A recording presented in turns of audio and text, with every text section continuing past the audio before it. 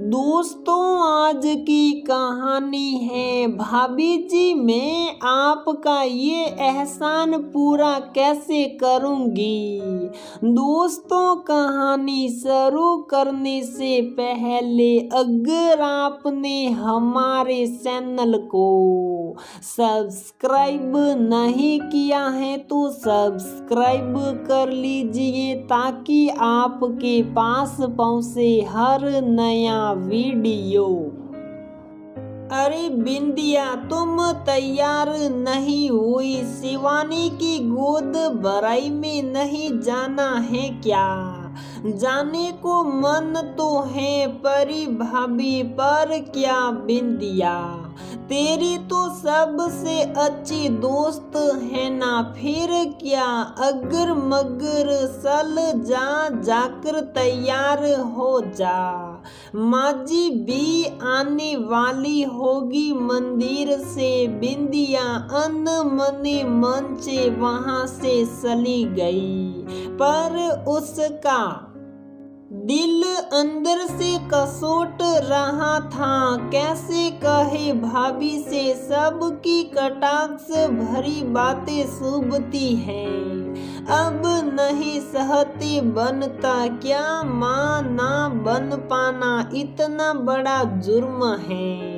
बिंदिया और शरद की शादी को 5 साल हो गए। शादी के बाद से दोनों निसंतान दंपति हैं, जिन्हें समाज के ताने सुनने को मजबूर होना पड़ रहा। बिंदिया की भाभी हैं परी, जो कि बहुत ही खुश मिजाज और जिंदा दिल हैं। परी बिंदिया को मनोवैज्ञानिक सलाह देकर उसे मानसिक रूप से कमजोर नहीं होने देना चाहती। लतिका जी, बिंदिया की सास बहुत ही धार्मिक स्वभाव की है, जो बिंदिया और परी को अपनी बेटियों से कम नहीं आंकती। बस कमी है घर में तो बिंदिया के माँ बनने की। अभी बिंदिया सोच ही रही थी कि परी कमरे में आ गई। क्या सोच रही है अभी तक? बिंदिया भाभी, आप तो सब जानती हैं कि कैसे सब मुझे ताने देते हैं। अब अगर शिवानी के घर जाऊंगी तो फिर कहने के लिए सबका मुंह खुलेगा। तो क्या लोगों के डर से तुम कहीं आना जाना छोड़ दोगी? बिंदिया, क्या कभी हम घर वालों ने तुमसे कुछ कहा या तुम्हें हमारी बातें बुरी लगी?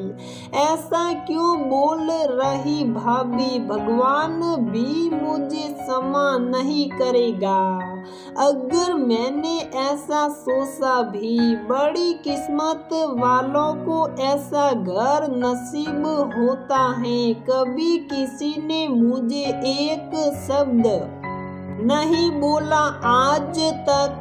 जब घर वालों ने तुझे कुछ नहीं कहा जो कि तेरे अपने हैं, तो बाहर वालों की बातों से क्या डरना? बिंदिया, ये तो लोगों के राज काज हैं। अपना दुख देखा नहीं जाता और दूसरे का सुख सहा नहीं जाता। देख बिंदिया, पहली बात ये फालतू की बातों पर ध्यान ना दे। वैसे भी कल तेरी रिपोर्ट आ रही, सब अच्छा ही अच्छा होगा। दूसरे दिन शरद और बिंदिया दोनों समय से डॉक्टर के यहाँ गए। सारी रिपोर्ट के आधार पता चला कि बिंदिया गर्भ धारण करने में असमर्थ है।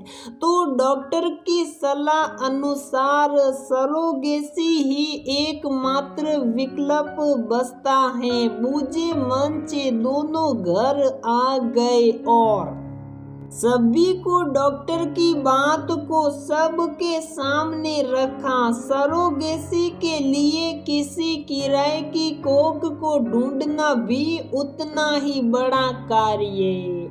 दूसरे दिन बिंदिया बूझे मन से जब सबको नाश्ता परोसने बैठी तो परी ने उसके हाथ पकड़ उसको बैठाया और सबके सामने बोला, मैं सभी से एक बात कहना चाहती हूँ। इन दोनों की बहुत ही प्रबल इच्छा माता पिता बनने की, तो क्यों ना घर के सदस्य होने के नाते हम इनका साथ दे। माँ जी को तो हाल से पूछ बैठी, वो कैसे बहू, वो ऐसे माँ जी, इनको सरोगेसी के लिए बाहर क्यों भटकना, जब मैं इनका साथ दे सकती हूँ। सभी एकाएक परी को निहारने लगे। उसकी अचानक कही बात बिंदिया और शरद के चेहरे पर मुस्कान ला दी थी। पर भाभी क्या सच में ऐसे कैसे? भाभी टूटी फूटी आवाज में बिंदिया बोल नहीं पा रही थी। हाँ बिंदिया, कल मैं और तेरे भैया इस बात पर विचार करने के बाद ही इस निष्कर्ष पर पहुँचे हैं, अगर हम घरवाले ही साथ ना दे सके तो किस काम के? परी की बातों को सुनकर बिंदिया ने उसे गले लगा लिया। परी की शारीरिक उष्मा जैसे बिंदिया को ताकत दे रही थी। बिंदिया बस आंखों के आंसू से धन्यवाद कहते ना थक रही थी। सारी डॉक्टरी औपचारिकता के बाद परी ने गर्भ धारण किया और समय के साथ चलते आखिर वो घड़ी भी आ गई जिसका बिंदिया को कब से इंतजार था। बच्चे की किलकारी सभी घर वालों में अचानक एक ताकत का एहसास करा गई कि कितनी भी परेशानियां आए, हम परिवार के लोग एकजुट हैं। बच्चे के चेहरे को निहारने के बाद बिंदिया ने परी के पैरों को स्पर्श कर आशीर्वाद लिया। ये क्या कर रही बिंदिया, आप मेरे लिए देवी हो भाभी, जिसने मुझे माँ शब्द का एहसास करा दिया। त्याग की मूर्त को कैसे ना नमन करूं मैं, ये एहसान तो हम जिंदगी भर ना चुका पाएंगे। आप सच में हमारे जीवन में परी बनकर आई हो भाभी। आप जैसी महिलाओं को मेरा दिल से नमन, जिसने मुझे जीवन की सबसे बड़ी खुशी दे दी। दोस्तों, जीवन में हर छोटी बड़ी खुशियां अनमोल होती हैं, वो चाहे जिस रूप में हमारे सामने आए, और यह खुशी देने वाला कारक कोई भी हो। अगर आप भी किसी को खुशी देने की वजह बने हो तो जरूर बताएं। तो दोस्तों, हमारी ये कहानी यहीं पर समाप्त होती है। अगर आपको हमारी ये कहानी पसंद आती है तो प्लीज़ वीडियो को लाइक करें, शेयर करें और हमारे चैनल को सब्सक्राइब जरूर करें।